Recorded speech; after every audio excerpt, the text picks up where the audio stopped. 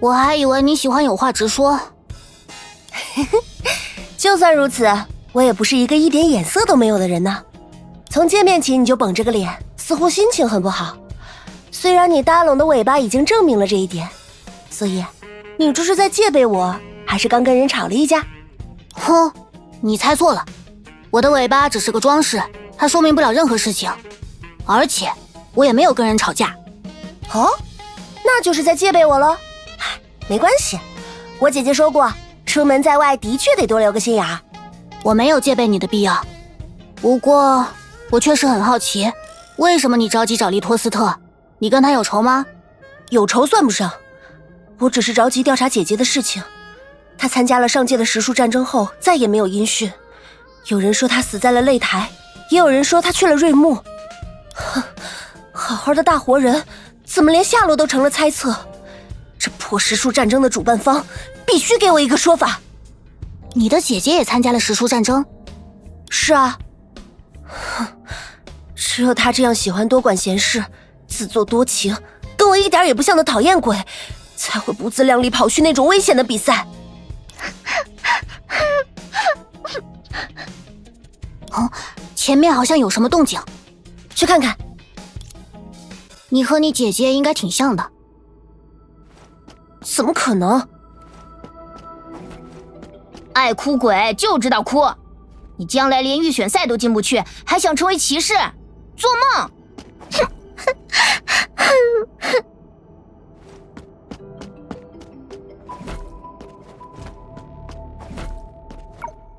喂，你小子在做什么？我们在玩骑士游戏，关你什么事？你又是哪里来的小孩子？小孩子？哼哼，本来想以和平的方式解决问题，但现在我必须让你们见识一下大魔王克拉利的真面目了。哎，我听说这里有一种影子怪，最喜欢吃撒谎成性、霸凌他人的小鬼。真的吗？你看那边，他们果然被你这样的坏孩子吸引来了。救命啊！哦，还真来了。你还有言出法随的本事？呼呼，没错，害怕了吗？想多了。不过突然出现这么多影子怪物，可真奇怪。或许他就在附近。哇，好厉害！干得不错，克拉丽。只是一些基本操作而已。我们先送这孩子回家，这里有影怪不安全，然后再去找利托斯特的线索。没问题。虽然我很担心姐姐的事情，但她曾说过，做好人就要做到底。哼，你果然和他很像。才不是。对了，这孩子刚才告诉我，他是和家人吵了一架自己跑出来的，他家就在不远处。我们现在就送他回去。谢谢。别担心，有姐姐在呢。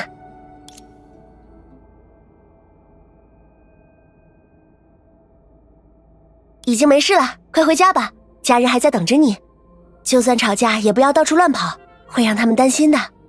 姐姐，我以后也想成为你们这样的人，我会努力变得强大起来，不怕他们。好啊，那我们约定好了，再次见面的时候，你一定要比我们做得更好。我不会让姐姐失望。是啊，不会让姐姐失望。你想到了过去和姐姐的相处吗？我在她这个年纪，就是姐姐身后的跟屁虫。可越长大，我们就离得越远，争吵是常有的事。这孩子跟家人吵了一架就自己跑出来，现在像这样回去真的没关系吗？该不会……你为什么要担心这一点？啊？你瞧，你跑去哪里了？知不知道我很着急？行了，快洗手准备吃饭了。姐姐对不起，对不起。姐姐，对不起。别担心，等我们找到利托斯特的下落，或许就能得到你姐姐的消息。那时候，我因为一些事情再也不想去学校，他就只身一人跑去为我出头，可我已经打定主意不想回那鬼地方。姐姐自顾自地报名了时术战争，想要向我证明，如果连没有经验的她都能取得不错的名次，那我也能鼓起勇气继续学业。可你一点也不希望他参赛。是啊，我们大吵了一架，我吼他走了别回来。姐姐从小对我有求必应，连吵架也言出必行。已经过去了这么久，她都不愿意给我一点消息。姐姐是不肯原谅我吗？还是……你怎么会有这样笨蛋的想法？说不定他在瑞木与廊丘不互通，难以传递消息。当然也可能是在找一个对你开口的机会。看来你对吵架很有经验。我从来都喜欢直接解决问题，吵架和离家出走都不适合我。这样啊？算了，不过是一件过去很久的事，我都快忘记了。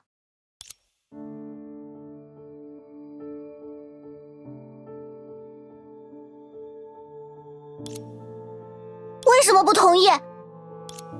他卧在最喜欢的垫子上，就像往常一样对我撒娇。可现在，托托已经连喘气都要拼尽全力。克拉丽，他还有微弱的呼吸，我们还有机会让托托活下来。只要用那个神之剑黑渊白花，他就不会离开我们。生命总有尽头，托托他已经在世界上度过了足够的岁月。足够？他的生命跟人比起来，不是太短暂了吗？只要用黑渊白花，我们就不会失去他，这是唯一的办法。克拉丽，托托只是早一点去了每个人都会去的地方。等那一天到来，他会像过去所有日子一样，摇着尾巴来接你。他这样的人明明比我更清楚，世上怎么会存在每个人都会去的地方？所以怎么能将他当作安慰我的论据？这是我们最后的机会。克拉丽，我们现在唯一能做的事情，就是和托托好好告别。他一瞬不瞬地看着我，是抱歉自己跑不动了，没有捡回我的纸飞机，还是想起我们曾在海边玩得浑身脏乱，站在一排罚站，我能解开所有的难题，却无法明白他的目光，直至他在我面前闭上了双眼。我们去院子里给他找个安静的地方吧，就在那片树荫下怎么样？他会喜欢那里的风景。为什么你有救托托的方法，却要眼睁睁地看着他离开，甚至用最后的机会去思考将他埋在哪里？他也陪伴你度过了很长的时间，不是吗？你不爱托托吗？克拉丽，我爱他，所以对于托托的离开，我也很难过。可你必须明白，死亡是我们一定要面对的事情。因为生命存在终点，所以它才会独特而珍贵。不，对于老师这样的永生之人来说，生命分明微不足道，死亡也根本无足轻重。凭什么老师可以用黑渊白花的力量永远活下去，我却要面对真实的朋友离我远去？你知道我有多难过吗？我知道。你不知道，因为你有永恒的生命，可我只有几十年的时光，就像托托只能陪伴我们一程，而我也无法永远陪在你身旁。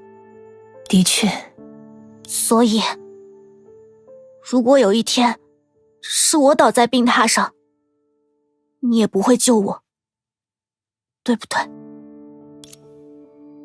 克拉丽，为了更重要的东西，我们必须做出艰难的决定，即便那对所有人而言都非常残酷。我看不出这个决定对你来说有多艰难。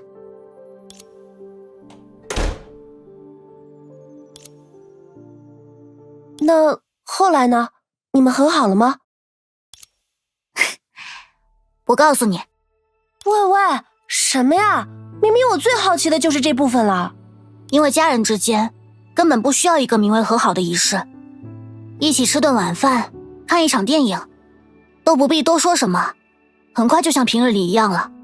是啊，从前姐姐也是这样同我和好，可是她离家之前的那场争执，比过去任何时候都要激烈。为什么她就不愿听我的想法呢？人的经历和性格完全不同，由此铸就的观念当然无法相互理解。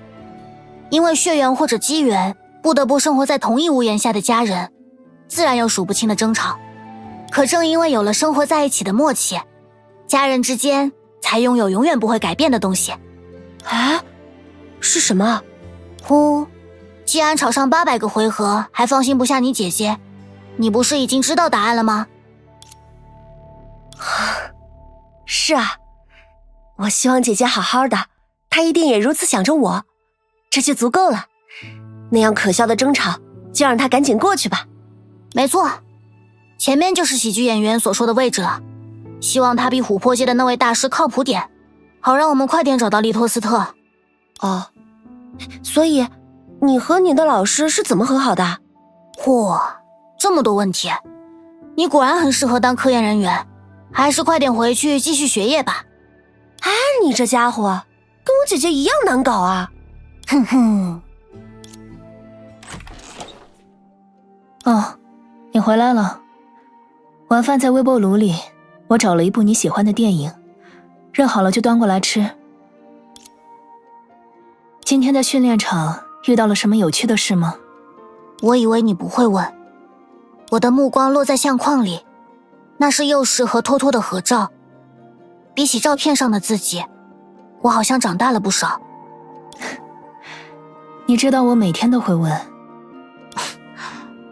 我在那里遇到了一个怪人，没什么，是好的那一方面。我们今天看哪部电影？